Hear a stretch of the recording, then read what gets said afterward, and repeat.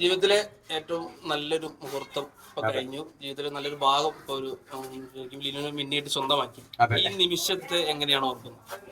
ഇപ്പൊ ഭയങ്കര എക്സൈറ്റ്മെന്റ് ആണ്. കാരണം ഞങ്ങൾ 6 വർഷത്തോളം പ്രേമിച്ച പെണ്ണിനെ കെട്ടുക എന്ന് പറയുമ്പോഴത്തേക്കും ഒത്തിരി സന്തോഷം ഉണ്ടാകുന്ന കാര്യമാണ്.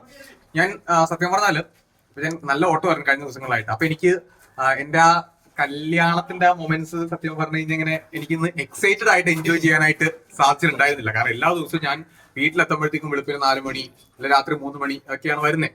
അപ്പോ ഞാനിന്ന് കല്യാണം കഴിഞ്ഞപ്പോഴത്തേക്ക് ഞാനിപ്പോ വിളിക്കാൻ ചോദിച്ചു, നീ എന്റെ ആരാ എന്ന് ചോദിച്ചു.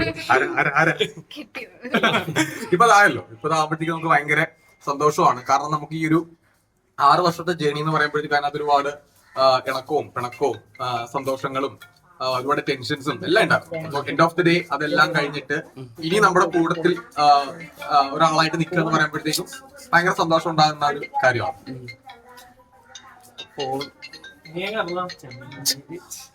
ഓക്കെ, ഇപ്പം സ്നേഹിച്ച പെണ്ണ് അല്ലേ, പെണ്ണിനെ തന്നെയാണ് കെട്ടിയെന്ന് പറയുന്നത്. ആ ഒരു നിമിഷം എങ്ങനെയാണ് ശരിക്കും സ്വന്തമാക്കി കഴിഞ്ഞു? ഇപ്പൊ പറഞ്ഞു ഭാര്യയാണ്, ഇനി മുതൽ ഭാര്യയാണ്.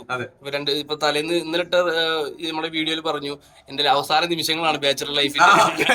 ഇപ്പൊ കഴിഞ്ഞു.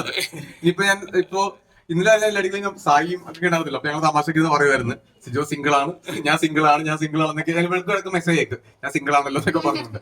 പക്ഷെ ഇപ്പൊ അതല്ലല്ലോ. അപ്പൊ നമ്മുടെ ഇനിയിപ്പോ എന്റെ കൂട്ടത്തിൽ ഒരാളുണ്ട്.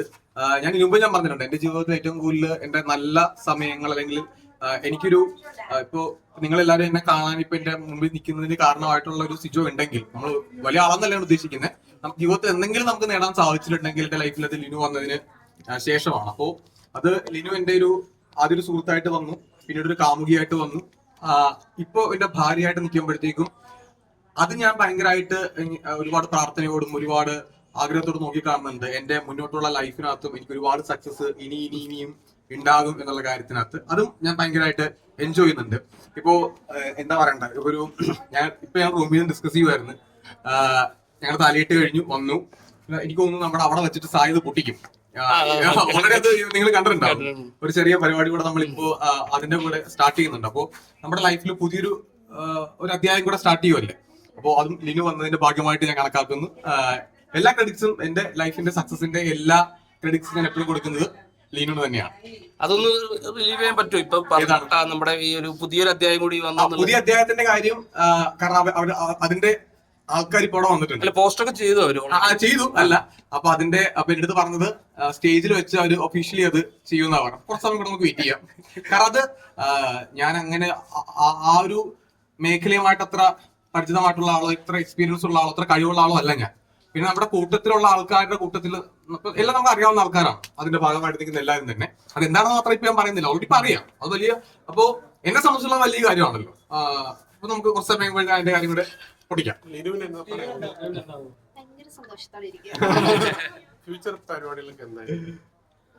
ലിനു ഒരുപാട് സന്തോഷം വരുമ്പോഴത്തേക്ക് അല്ലെങ്കിൽ ലിനു ഒരുപാട് എക്സൈറ്റഡ് ആകുമ്പോഴത്തേക്ക് ലിനു സൈലന്റ് ആയി പോകും. അതിന് പണ്ടോട്ട് അങ്ങനെയാണ്. അതായത് അതെനിക്ക് നന്നായിട്ട് അറിയാവുന്ന ആളാണ്. ഇപ്പൊ താലി കെട്ടിയ സമയത്ത് ലിനുവിന്റെ കണ്ണ് നിറയുന്നത് ഞാൻ കണ്ടതാണ്. അവിടെ വെച്ചിട്ട് കണ്ണ് നിറയുന്നതും അവളിങ്ങനെ കണ്ണടച്ച് പ്രാർത്ഥിക്കുന്നതൊക്കെ ഞാൻ കൃത്യമായിട്ട് നോക്കിക്കൊണ്ടിരിക്കുകയായിരുന്നു. അപ്പൊ ലിനു കൂടുതൽ എക്സൈറ്റഡ് ആകുമ്പോഴത്തേക്ക് ലിനു വരുന്നൊരു സന്തോഷം കൂടുമ്പോഴത്തേക്ക് ലിനു ഭയങ്കര സൈലന്റ് ആയി പോകാറുണ്ട്. മേ ബി ലിനു ഒരു സെലിബ്രിറ്റി ആവുന്നതിന് മുമ്പാണ് നിങ്ങളുടെ പ്രണയം തുടങ്ങിയത്. അതിനുശേഷം ഇത്രയും ആൾക്കാരെ അറിഞ്ഞു. പ്രൈവസി ഒക്കെ ഒരുപാട് ബാധിക്കുന്നുണ്ട് തോന്നുന്നുണ്ടോ?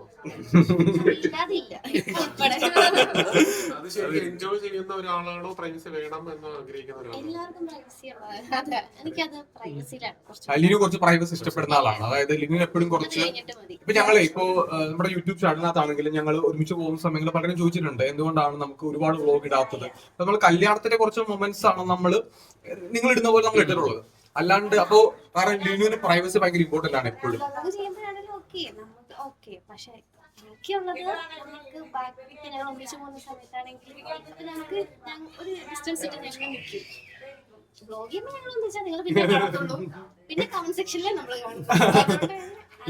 ലിനുവിന് കുറച്ച് കമന്റ് ഒക്കെ നോക്കുന്ന ആളാണ്. ഞാൻ അങ്ങനെയല്ല, എനിക്കത് കുഴപ്പമില്ല. പക്ഷെ ലിനുവിന് ആ കാര്യത്തിലൊക്കെ ഇത്തിരി ഇതുള്ള ആളാണ്. ഇതിപ്പോ പാക്കേജിൽ എങ്ങനെയാണ് ഹണിമൂൺ ട്രിപ്പ് എവിടെയാണ്? ഹണിമൂൺ ഞങ്ങൾ ഓൾറെഡി 11-ാം തീയതി പോകും. ഞങ്ങൾ 11-ാം തീയതി കാശ്മീർ പോകുന്നുണ്ട്. 11-ാം തീയതി അതാണ് ആദ്യത്തെ യാത്ര അങ്ങോട്ടാണ്. പിന്നീട് ഞങ്ങൾ ഒരെണ്ണം കൂടെ പ്ലാൻ ചെയ്തിട്ടുണ്ട്. അപ്പൊ അത് സായി സ്നേഹ ഞങ്ങൾക്ക് ഇന്നലെ പറഞ്ഞിട്ടുണ്ടായിരുന്നു, നമുക്ക് എല്ലാവർക്കും കൂടെ ഒരുമിച്ചൊരു യാത്ര പോകണമെന്ന് പറഞ്ഞിട്ടുണ്ട്. കാരണം നമ്മുടെ ഇപ്പൊ എനിക്ക് ഒരുപാട് സുഹൃത്തുക്കളുണ്ട്. അപ്പൊ നിങ്ങൾ പക്ഷെ എനിക്ക് ഏറ്റവും കൂടുതൽ കാണുന്ന ഒരു സുഹൃത്ത് ചിലപ്പോൾ സായി സ്നേഹ ആയിരിക്കാം. കാരണം എപ്പോഴും നമ്മൾ എപ്പോഴും കൂടെ ഉണ്ട്. അപ്പൊ അവരുടെ കൂടെ നമ്മൾ ഭയങ്കര ഹാപ്പിയാണ്. അപ്പോൾ ഓൾറെഡി ഞങ്ങൾ കാരണം ഒരാഴ്ചയായിട്ട് അവൻ ഇവിടെ ഉണ്ട്. അപ്പൊ എന്റെ അടുത്ത് പറഞ്ഞോട്ടാ നമുക്ക് അങ്ങനെയാണെങ്കിൽ ഒരുമിച്ച് നമുക്ക് പോകാമെന്ന് പറഞ്ഞിട്ടുണ്ട്. മേ ബി അങ്ങനെയാണെങ്കിൽ ഞങ്ങളുടെ രണ്ടാമത്തെ യാത്ര ഞങ്ങൾ 4 പേരും കൂടെ ആയിരിക്കാം പോവുക. അങ്ങനെ കല്യാണത്തിന് ശേഷം ലിനുവിനെ കൊണ്ട് കാണിച്ചു കൊടുക്കണമെന്ന് പറയുന്ന ഒരു പർട്ടിക്കുലർ പ്ലേസോ? ലിനു പ്ലേസ് അല്ല, ലിനു ഇതുവരെ സെക്കൻഡ് ഷോയ്ക്ക് പോയിട്ടില്ല ലൈഫിൽ ഇതുവരെ. അതായത് ഇതുവരെ അവള് തിയേറ്ററിൽ 9 മണിക്കുള്ള ഷോ, 9 മണിക്കുള്ള ഷോ, ആ സമയം കഴിഞ്ഞുള്ള ഷോ കണ്ടിട്ടില്ല. എനിക്ക് 6 മണിക്ക് പോയിട്ടില്ല. 6 പോയിട്ടുണ്ട്. അല്ല അങ്ങനല്ല, പിന്നെ ഭാര്യയാണ്. എടാ അങ്ങനല്ല, അതെ എടാ ഓർമ്മ സർക്കാരിനെ വിട്ടിരിക്കും. എടാ അങ്ങനെയല്ല, അവരുടെ വീട്ടിൽ എന്ന് വെച്ച് കഴിഞ്ഞാൽ ഞങ്ങൾ ഇന്റർവ്യൂവിൽ പറഞ്ഞിട്ടുണ്ടായിരുന്നു. അവരൊരു 8-8:30 ആകുമ്പോഴത്തേക്കും അവര്, കാരണം ഇതിന്റെ പപ്പയും അമ്മയും ലിനുവാണ് ഇപ്പൊ വീട്ടിലുള്ളത്. ചേച്ചിമാരുടെ പുറത്താണ്. അപ്പൊ ഒരു രാത്രി ട്രാവൽ ചെയ്യാന്നൊക്കെ പറഞ്ഞാൽ അവർക്ക് കുറച്ച് ബുദ്ധിമുട്ടുള്ള കാര്യമാണ്.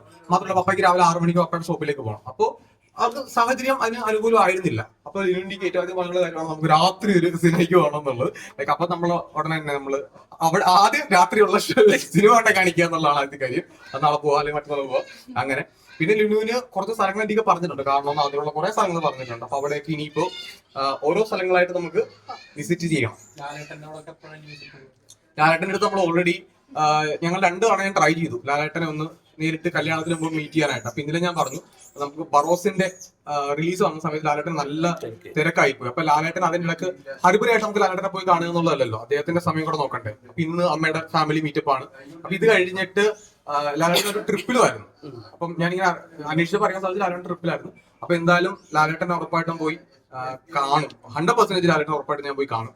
അതിപ്പോ ഏത് വഴിയിലാണെങ്കിലും ലാലേട്ടൻ, കാരണം ഞാൻ കട്ട ലാലേട്ട ഫാനാണ്, ഇത് ഭയങ്കര മമ്മൂട്ടി ഫാനാണ്. അപ്പൊ ഞങ്ങൾ ഉറപ്പായിട്ട് ലാലേട്ട പോയി കാണും.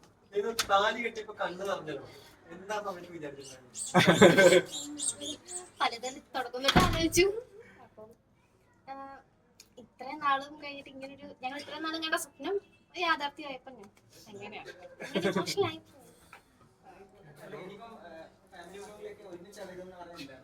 ഫാമിലിയായി.